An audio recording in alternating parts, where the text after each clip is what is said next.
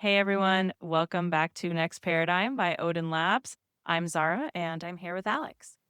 Okay, I'm going to start this off with something that actually kind of pisses me off. So, I live in a house with three very smart women, my wife and two daughters. They know exactly what's good for them. We've talked about it 100 times. They can explain what sugar does to their energy, to their skin, to their mood, better than most adults, actually. And still, every single week, it's a fight. Junk food shows up, sugar takes over. You know, the good food sits in the fridge. How do we know something is bad for us and we still choose it anyways? I don't get it. Wait, that's actually fascinating. So you're not just talking about people out there. This is in your own house with people who literally get it and still don't follow through. Exactly. And I'm not throwing them under the bus here. We all do this. I've done it, you've done it. We prioritize what feels good in the moment, not what's actually good for us. And it's funny, we beat ourselves up for not having discipline after that. So, what are you thinking that is? Like, what's really going on there? Well, that's the whole point of this episode. It's not about being lazy, it's not about, not wanting it enough. It's way deeper than that. It's all about beliefs and identity and how your nervous system reacts to stress. It's the patterns that you've kind of cemented in your mind for decades that these patterns can override logic in seconds. Absolutely. And that's really the heart of what we're diving into today. It's fascinating how much of our behavior is influenced by those deeper layers. So, if you've ever had that moment of, I know exactly what to do, so why the hell can't I just do it? This is for you. Today, we are breaking it all down: why change actually feels unsafe, how your beliefs quietly block your behaviors, and how to finally shift into someone who can do the hard things consistently without relying on willpower. I'm actually excited for this one because I know I'm still in it. Like, I know some of my habits are garbage and I still reach for them. So, I want to understand what's happening underneath. What's keeping me stuck? Yeah, let's get into it. So let's start with what everyone thinks is the issue. I just need more discipline. I need to try harder. I need to stop being lazy and stick to the plan. That's the default script, right? Yeah, and to be honest, it's total crap. Willpower is the most overrated tool in health. It's fragile, it burns out fast, and it vanishes the second you get tired or stressed. And let's be real, when are you not tired or stressed? Right? Most people are trying to heal while running on empty. And then they feel guilty because they can't sustain all the changes they tried to stack on top of that. Exactly. It's like you're building a house in the middle of a hurricane. You lay a few bricks, even feel good about it for a minute, but the second wind hits, some deadline, get fight with your partner, no sleep, whatever it is, everything collapses. And then you blame yourself for not building it strong enough. It's idiotic. But it's not about the bricks, it's about the storm. And that storm lives inside your nervous system. So let's unpack that a bit more. Yeah, exactly. That storm lives inside your nervous system, which means here's a part most people miss. You're not making choices in a vacuum. You're making them through a lens of survival. If your nervous system thinks a change is risky or too unfamiliar, it will literally shut down on you, even if it's good for you and you know it logically. Okay, wait, pause on that. That feels really important. We're saying that my brain can literally reject a positive habit just because it's unfamiliar? Absolutely. Your brain isn't wired for optimal, it's wired for predictable. So even if your current habits suck, they're known. And to your survival brain, known equals. Okay, so what's a better question than why can't I stick to this? Because that question already comes with judgment baked into it. Absolutely. So why don't you swap it out? Ask something like, what part of me feels unsafe with this change? What's the emotional cost of sticking to this plan? Or something like, what do I lose, even subtly, if I do succeed? Wait, even success can feel unsafe? Big time. Because success often means change, and change means unpredictability. Even if you consciously want the outcome, like you want something, your body might see it as a threat. That makes so much sense. Like, I remember trying to cut screen time at night. Logically, I knew it would help my sleep, but emotionally, I needed that doom scrolling. It was my last ditch attempt to feel in control after a stressful day. Yeah, that's a perfect example. What looks like lack of discipline is actually emotional self-regulation. That habit is solving something for you, it's giving you something. Even if it's not doing it well, logically that's not good for you. If you just try to remove that habit without replacing the need that it's actually meeting, your system basically freaks out. So it's not that I'm weak, it's that I never addressed the real reason I was reaching for the screen. Yeah, exactly. Once you shift your focus to why the habit exists, instead of just trying to force it away, the entire approach changes. It becomes less about fixing yourself and more about understanding yourself. So, if willpower isn't the problem and the nervous system doesn't care about my logical plans, then what actually is getting in the way? Because the pattern isn't random. Like, I start strong, I get excited, I believe in what I'm doing, and then I disappear from my own goals. Yeah, that's the cycle, and we need to stop treating it as a mystery. There are actual reasons why people don't follow through. And once you see them, they become kind of painfully obvious. Okay, hit me. What are we really dealing with? Number one, inner conflict. You say you want something, right? Better sleep, less inflammation, more energy, but a part of you doesn't want to give up what this goal will actually cost you. Oof, like the part of me that wants to feel good, but also doesn't want to stop comfort eating at night because it's literally the only moment in my day where I feel like I have control. Exactly. That's not weakness, that's emotional logic. We prioritize things that make us feel better now, not necessarily things that make us feel better in the long term. And that's not stupid, that's kind of being human, So, what do we do with that? Because I don't want to keep choosing the short term hit, but I also can't just grit my way through. right? You don't brute force your way past in a conflict. You kind of listen to it, right? You ask, what is this behavior doing for me? Because until you understand the payoff, you won't let it go really, even if it's hurting you. That actually hit because I always see myself as someone who knows better. And then I feel guilty for not living up to that. But I've never actually asked what the behavior is protecting. Exactly. Guilt just buries the pattern deeper. Curiosity gets you out of that pattern. Okay, what else? What other reasons do people fall off? Well, number two, I would say low self efficacy. Basically, deep down, you don't actually believe you'll follow through. So you either don't start it at all, or you start it with a quiet voice in your head that's kind of going like, it won't last. And you're surprised it doesn't. Oh my God, that's real. Like, I've had moments where I literally start something already planning for when I'll stop doing. Yeah, isn't that crazy? That belief shapes everything.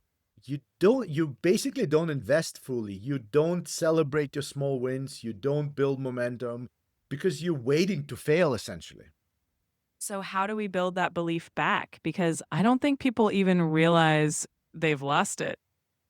Well, I would say start small, like aggressively small. Don't try to prove yourself with huge changes. That's where most people kind of screw up. Do one tiny thing you really can't fail at, track it, celebrate it, let your system feel kind of, I did it, I can do this, and then repeat over and over again. So the point is to rebuild trust with yourself, like in those tiny everyday moments, right? Yes, exactly. Confidence isn't a personality trait, it's a pattern you earn through action, right? So, small, boring action over and over again is what builds your confidence. That actually makes a lot of sense. It's kind of reassuring to know that I don't need huge leaps, just consistent small steps. Exactly. If your system starts trusting you to show up, even in small ways, the big stuff gets easier. What else derails people? I feel like there's definitely more to it than just that. For sure. Another one is overwhelm and decision fatigue. So, if you try to change 10 things at the same time, your brain basically short circuits. The second life, the second life throws a curveball at us, which it will inevitably, you kind of drop everything because there was no actual foundation underneath. This is me every New Year's. I make a 40-point checklist and collapse by week 2. Yep. It feels productive. It feels ambitious to do that 40-point checklist, but it really isn't sustainable. Your brain can only handle so much change at the same time, especially if you're already burned out or juggling other stressors. So again, the fix is smaller steps. Smaller steps, fewer decisions, systems that reduce thinking. Like here, I'll give you an example. Put supplements next to your toothbrush so you don't have to think about it. Or walk happens right after you make coffee. Like that's the pattern. You will go for a walk after you make coffee. No motivation required, just becomes automatic. Okay, this all makes sense, but there's still that frustration when you don't feel better right away. Like, what about the people who try and then feel like nothing's working? So, what's the point? Well, that's another huge one. Lack of immediate results, it's a biggie. Your nervous system needs evidence that things are changing, but healing is often invisible, especially at the start. If you don't track if you don't track it or reflect on it, like think about it, you miss the proof that it's working. So, it's not that it's not working, it's that may not noticing. Exactly. You might have fewer crashes, better sleep, more patience, but if you're not reflecting on these wins, your brain kind of thinks, I'm still sick, still struggling. That actually makes me want to journal about what has shifted lately because I think I've just been looking at what's still broken. Well, that shift alone, that noticing progress, can keep you in the game when your brain kind of wants to quit. Okay, so let's do a quick pause here. If you're listening and thinking, kind of, okay, I get this, but I still don't know how to make it stick in my life, that's exactly why we built the Next Paradigm VIP community. Yeah, we take all this theory and actually build systems around it. Monthly coaching, custom protocols, real accountability, and people who actually get it because they're in the trenches too. Yeah, so if you're tired of starting over, you're kind of thinking you need to get some help and, enough doing it alone, go to odinhealthlab.com. That's ODIN healthlab.com and book your free discovery call. This isn't about motivation, it's about making change doable and realistic for you. Absolutely. And that's why we created the community to give you the support and the tools to actually follow through. So if you're ready to take that step, we'd love to chat and see how we can help. All right, let's talk about beliefs because I feel like this is the part nobody really teaches you. You think you're just failing at habits, but really your beliefs are calling the shots behind the scenes. Yeah, this is the part that hits people sideways. It's not your goals that determine what you do, it's really your identity you've built and beliefs you've kind of practiced for years. What you believe in, if you think about it for years and years and years at a time, it will create a pattern, even if they're completely outdated and untrue by now. Okay, give me an example, like real world, what does that look like? All right, so here's kind of one that's very typical. Someone is trying to heal from chronic illness. They've got the protocol, they've got the plan, but deep down inside, there is this belief my body is broken. It's been broken for a long time. It always lets me down. Nothing ever works for me. Now, imagine trying to do all the right things while carrying this belief. And let me tell you a story before we continue.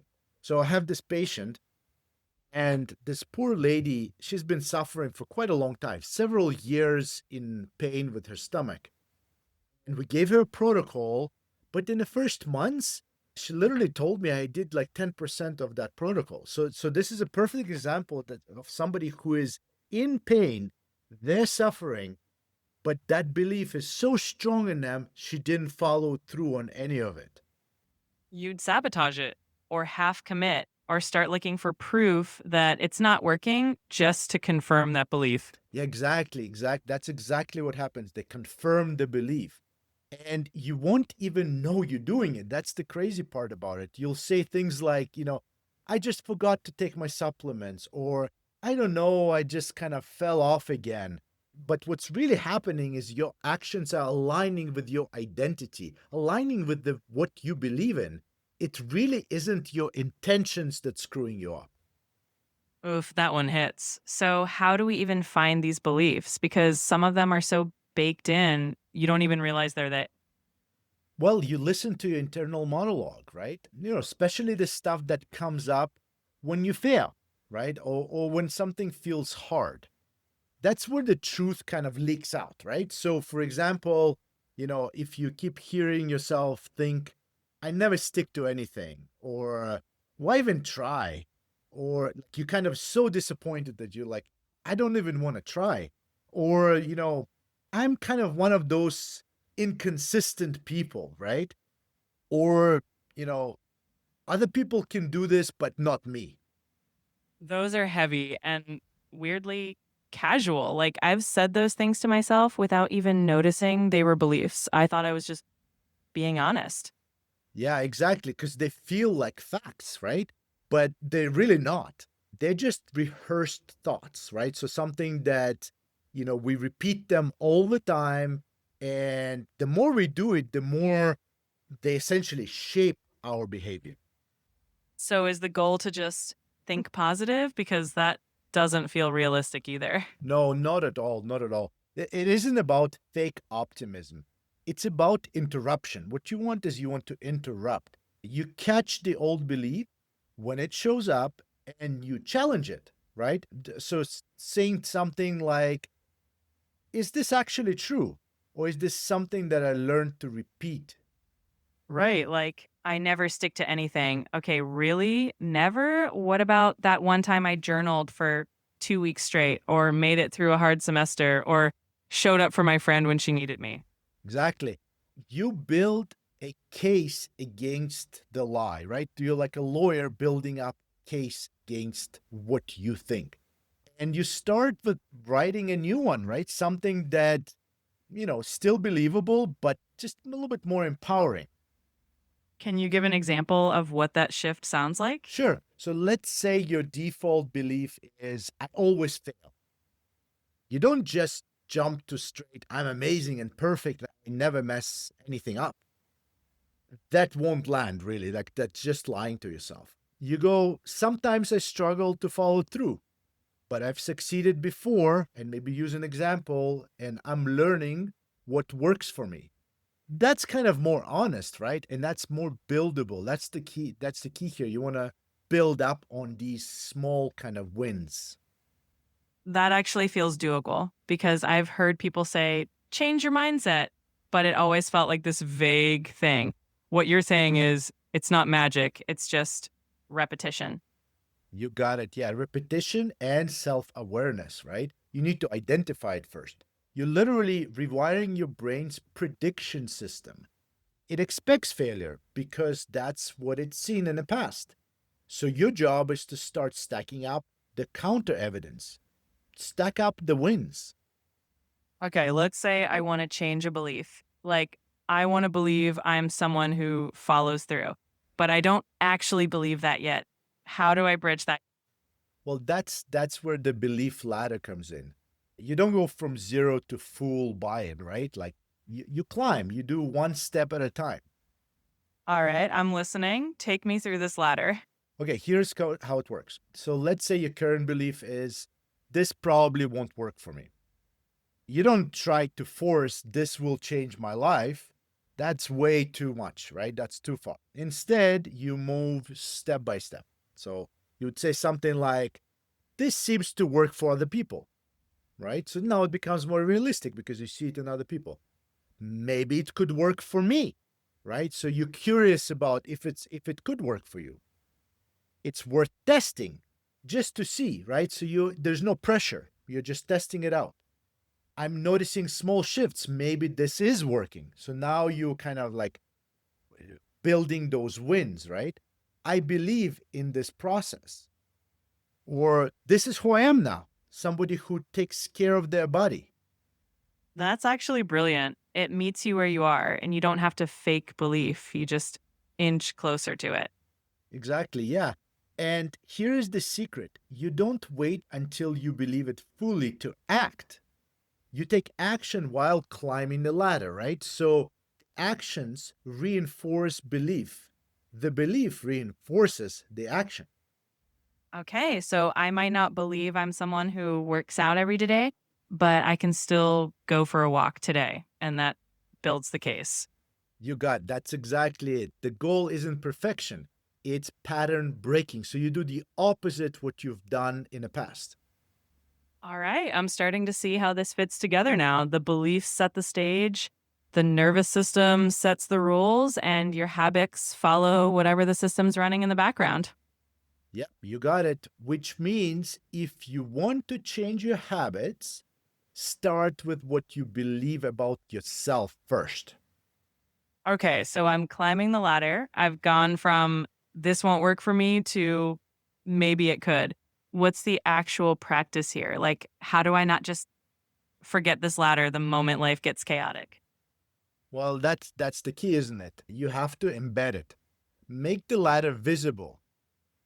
Write it on a sticky note, put it on your fridge, make it something you bump into on a hard day. And more importantly, you start acting like the next step is already true.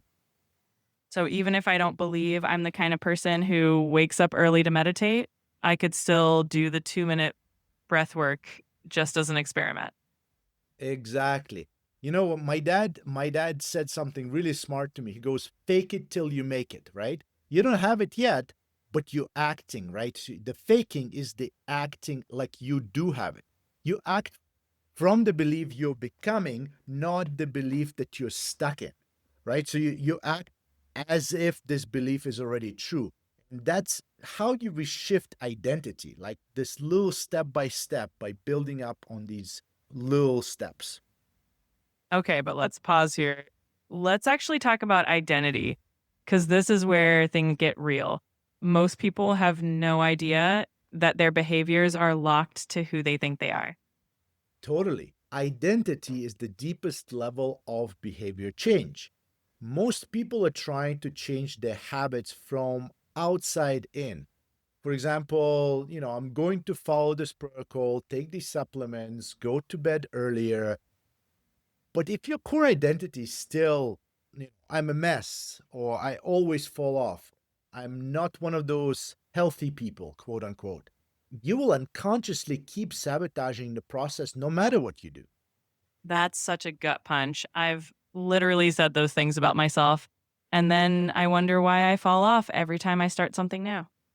Well, because your brain wants to be right. That's why. If you believe you're somebody who always quits, you know, your actions will keep proving that belief to be true, even if you desperately want a different outcome.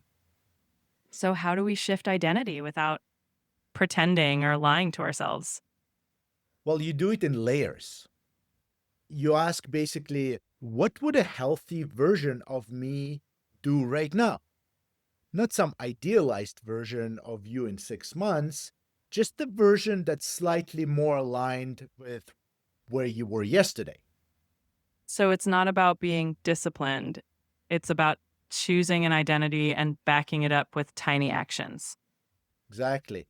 And I'm talking ridiculously small because the goal is not to be impressive, right? Or to impress anybody.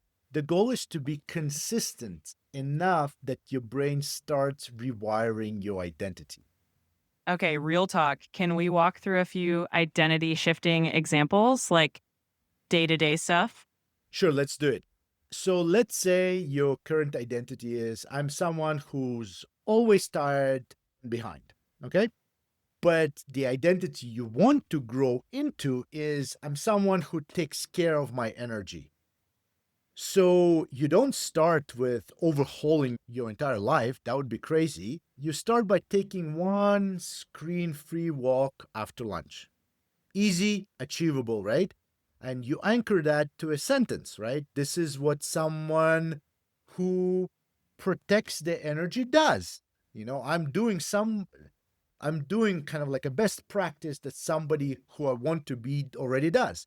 You repeat that pattern enough times and your brain starts to kind of believe it. It's like behavior becomes the evidence. Yeah.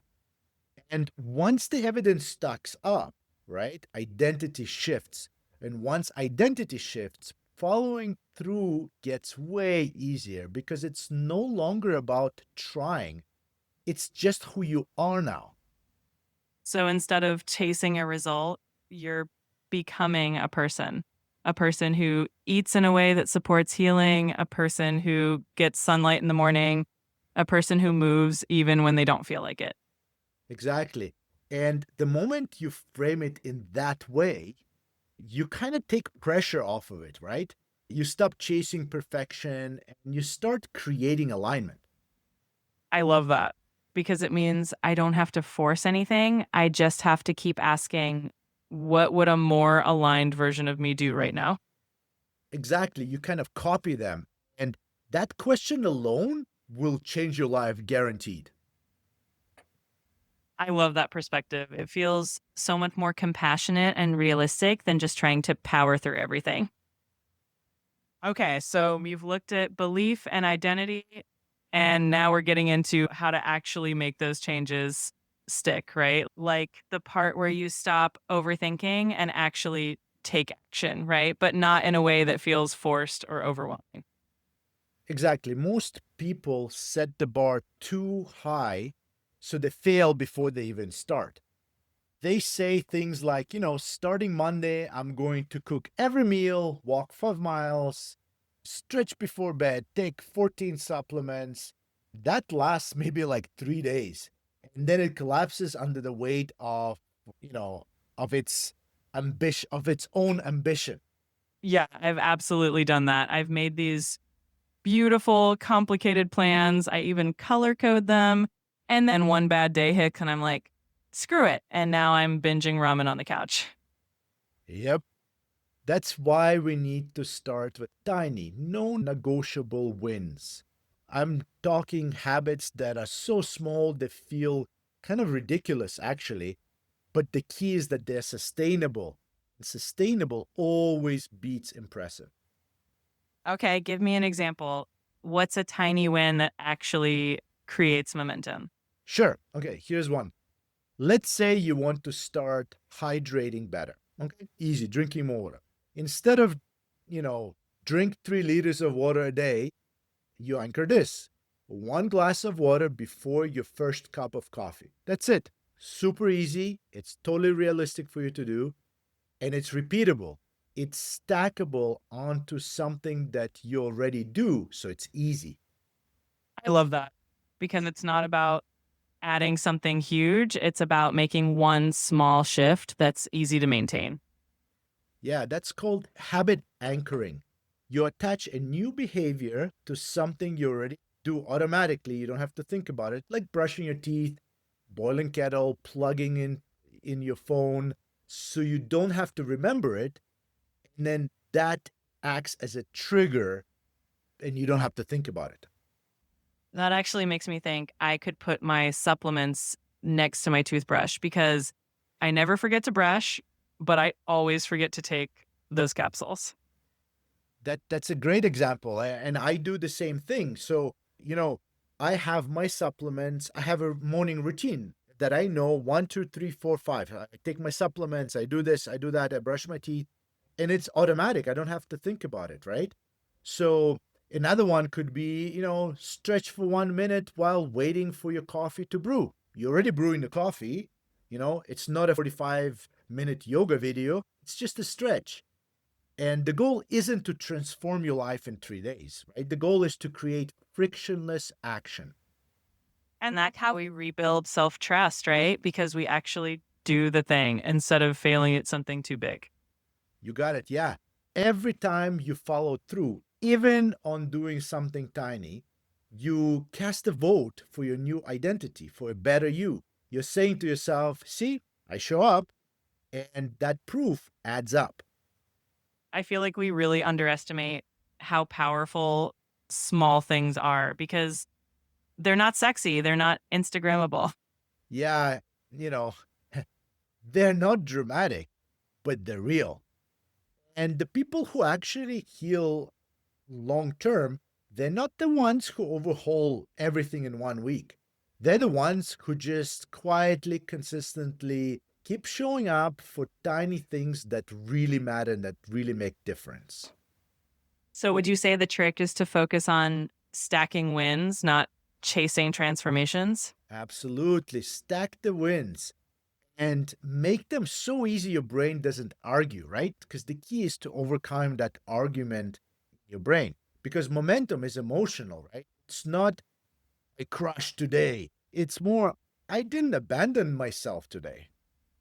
Damn, that's powerful. So, the new metric isn't did I do everything? It's did I do one thing that proves I care about my future self? You got it. That's it. Healing happens when your present self starts taking care of your future self in a boring, consistent ways. Okay, so let's talk about that feeling. When you're doing all the things, the walks, the water, the early nights, but you still don't feel like anything's changing. And it's so demoralizing. You start thinking, what's the point? I might as well go back to my old habits if I'm not seeing any changes. Yeah, this is a massive blind spot for most people. Because here's the truth, change is usually subtle before it's obvious. And if you're not paying attention, your brain will literally miss it. And when you miss it, you assume nothing is working. So you give up and then you reinforce that old belief that says, see, nothing ever sticks. Exactly. It's a self fulfilling prophecy. So the fix? Well, you track, you reflect, you pay attention.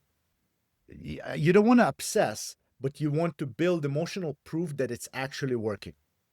Okay, can we talk about how to do that in a way that doesn't feel overwhelming or perfectionistic? Because I've definitely tried to track everything before and it just turned into another chore. Yeah. Okay. Well, what you need to do is like what I was saying before, simple things. Keep it simple. You can use a symptom tracker app, a journal, even just notes app on your phone. Ask yourself three things at the end of the day. Like super simple. What is one thing I did today that supported my healing or my habits that I want to kind of develop? What felt different in my body or mood, even slightly? What's one thing that I wanted to try again tomorrow? That's it. Just those three simple questions. That's it. Yeah, no 47-point checklist, just small, honest reflection. Because the goal isn't to gather data. The goal is to remind your brain to build self awareness. I love that because sometimes I actually am feeling better. Like my brain fog is lighter or I have a bit more patience. But if I don't notice it, I write the whole day off as meh.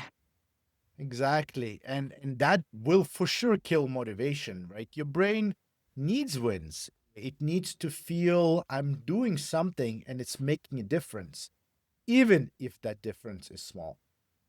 I also think there's something about naming it that makes it more real.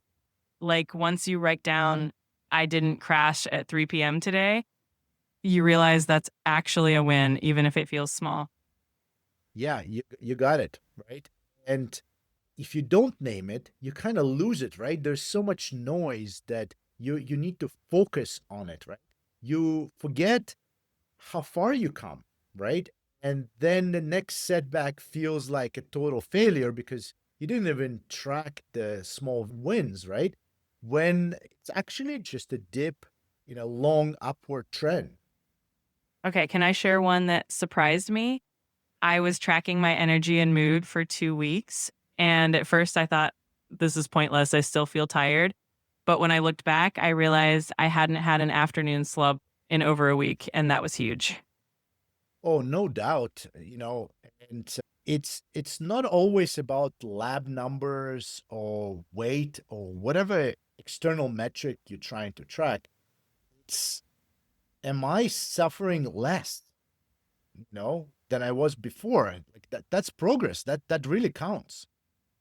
That shift in perspective really does make a difference. It turns those little improvements into something meaningful and motivating rather than just something you overlook. Exactly. And when your brain starts to see, oh, maybe this is helping, motivation stops being something you chase. It becomes something you feel. All right, let's go here because everything we've talked about, beliefs, habits, identity, tracking, all of that is so helpful. But if I'm honest, sometimes I know exactly what to do and I still don't do it. Not because I'm lazy, but because something in me just resists it. Yep. This is the part most people never get into. They keep looking for a better protocol, a cleaner meal plan, a more detailed tracker, when the real problem is the emotional resistance they encounter. Yeah, it's not the food, it's not the supplements. It's something that says, if I change, then what? It's that deeper, almost subconscious fear of what change really means. That's it. And those questions, even if they never reach the surface, they drive everything. People think they're failing because of a strategy, but they're actually stuck in unresolved emotion. And no planner or supplement can fix that, right? It's really about understanding and working through those deeper layers. Exactly. This is the trauma territory. It's old wiring. Sometimes it's what you absorbed in the childhood. Sometimes it's identity level stuff like, if I heal, I won't get attention anymore. If I get better, I'll have to start living again. And that's scary. If I succeed, I'll have to leave the version of me that I was safe in the struggle, right? The change, it's scary. Damn, yeah, that's really powerful. And it explains so much, right? Why sometimes we want healing, but we resist it like it's a threat. Because to part of you, it is. And if you don't bring that part into the conversation, it will keep blocking you. So, what do we do with that? How do we even start working with that part of ourselves that's scared of change? Well, you need to stop trying to override it and you start getting curious. Some of the things you can ask are like, what feels unsafe about this? You know, what part of me is afraid I'll lose something if I succeed? What would I have to let go if I stop being stuck? That's such a different kind of healing question. It's not about just fixing symptoms, it's about understanding the deeper story we're carrying. Yeah, exactly. And sometimes the answer is subtle. Maybe you grew up at a home where being sick got your attention, or where taking care of yourself was seen as selfish, or where struggle made you relatable and healing feels like a betrayal. Or even that being low energy became a kind of safety net because it gave you a reason not to take risks or chase those bigger dreams that might feel scary. Yeah, right. There is safety in stuckness, right? Because it's predictable. And healing, real healing, requires grief. Grief for who you've been in the past, for what you didn't know, for what you tolerated. I feel like this is the part where people either turn away or lean in hard. Yeah. And to the ones leaning in, this is the work. This is where healing becomes real because it's no longer about fixing a symptom. It's about understanding why you keep recreating patterns that hurt you. And then gently, not forcibly, choosing something new. So, what do you say to the person who's listening right now who feels that resistance, but also feels so tired of being stuck? Let's say start by naming it, right? And name the fear, name the cost, name the resistance. You don't have to solve it overnight, but you can name it. You can stop being ruled by it and then start creating safety, not just health, safety, right? So, in your body, in your environment, and in your self talk, because without safety, your system won't allow you to change, right? Remember, it's trying to keep you safe. So no matter how badly you want it, I love that. So, instead of trying to push through with discipline, you slow down, you get honest, and you create a safe space for change to land. that's it. Healing isn't about force, it's about capacity. And capacity grows when your system finally feels like it doesn't have to protect you from your own progress. All right. So we've gone deep beliefs, identity, emotional resistance, all of it. But now I want to talk about the practical stuff because even with all this insight, I still forget to take my magnesium at night and I still order takeout when I said I'd cook. So, how do we make it easier to follow through? Well, really, that's where we're kind of getting at is that's where the systems come in. And I don't mean calendars and apps, although those are helpful. I mean designing your life so that the change becomes easier than staying stuck. Okay, so give me a definition. What do you actually mean by system in this context? Okay, so a system is really anything that reduces decision fatigue, right? Something becomes automatic, removes friction, right? And makes the healthy choice by default. It's like creating an environment where success is automated, or at least it's easier to access. So instead of trying to remember to do something, you build reminders into your life. Exactly. So it could be as simple as putting your supplements in a bowl next to your kettle, right? You're boiling a tea in the morning or coffee, right? Boom, they're right there. You see them. Having groceries delivered every Sunday so you always have real food in the fridge, right? Setting an alarm that says stretch and unplug 9 p.m. every night. That's honestly the only way I've ever stuck to anything because my memory is garbage. But if it's visible or scheduled or tied to something else, I'm way more likely to do it. Yeah, that's because your brain is built to conserve energy. It doesn't want you to think. So you're either designing system or falling into somebody else's system, right? And most modern systems are designed for convenience and dopamine, not really healing. So they're not that good for us. Right. Like how those food delivery apps are always just one click away. But prepping a healthy meal feels like it involves a million steps and a lot more effort. Yeah, that's exactly it. Yeah, isn't that true? So when we reverse engineer healing, we reduce friction, right? We make the good stuff visible, obvious, and most importantly, easy and rewarding. Okay, so let's get nitty for a second. Give me the anatomy of a healing supportive system. Sure. Okay. Here how I would break it down. So you need a trigger, right? Something that cues the habit. For example, tying it into something you're already doing, like brushing your teeth, turning off laptop, pouring your coffee, something like that. Then you need action, right? So again, micro habit, the thing itself that you're going to be doing, but it needs to be super simple and repeatable, right? So it becomes a habit easily. And you need the feedback. So a moment of internal reward, right? So kind of like, I did that, right? You know, checking a box and saying nice work to yourself. You also need accountability, right? So it's optional, but if you have like a coach or a friend or even an app, it could be powerful. And you need environment. Physical space supports the action, right? not works against it. Okay, so basically make it easy, make it obvious, and build proof that you're showing up. Yeah. And if you want some bonus points, design system that supports you even when you're tired. Because when you are energized and motivated, you can, everything works. But the real test is when you are exhausted and overwhelmed. Can you do it when you're exhausted? That's the key. That's when the system saves you. Yeah, I've noticed that too. If I don't pre decide what to eat, I end up eating junk.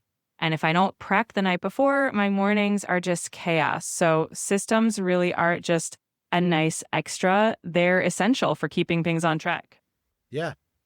And you don't need 100 of them, right? Why don't you just start with two or three? Build them around your most frequent points of failure, right? The moments where you typically kind of fall off.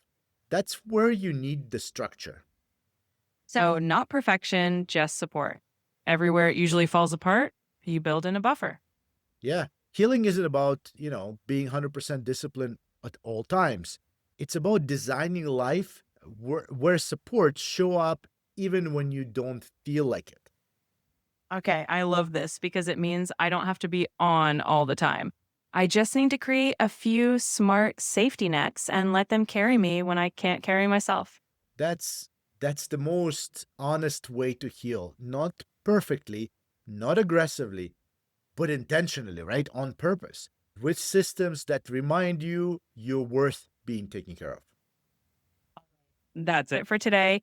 If you're listening to this and thinking, wow, I've repeated this cycle so many times, that's actually a good sign. It means you're becoming aware of it. Yeah. But don't just intellectualize this, right? Don't turn it into another thing you know. Take one thing from this episode, literally one thing, and do something with it, right? Stop talking about it. Put your supplements next to your coffee mug. Write down a belief that keeps sabotaging you. Go for walks. Keep the drama. This isn't about fixing everything at once. It's about not ghosting yourself when it really matters. If you want change, you have to do something different. And that starts with just one honest action. And if you're ready to put this into practice, come join us inside the Next Paradigm VIP community. Yeah, you'll get access to our monthly coaching calls, right? So there will be support, one-on-one support, functional health protocols, belief rewiring tools, symptoms trackers, accountability systems, basically designed to make you follow through, not just start strong and then burn out. We're talking about real structure, not hype. Just head to odinhealthlab.com. That's ODIN healthlab.com and book a free discovery call. We'll chat about where you're feeling stuck, what needs to shift, and figure out if the community is the right fit for your journey. We'll have the link in the show notes. In the meantime, don't wait for motivation or clarity. Just pick something and take that first step. That's how belief gets built. That's how healing actually happens. We'll catch you next time on Next Paradigm by Odin Labs.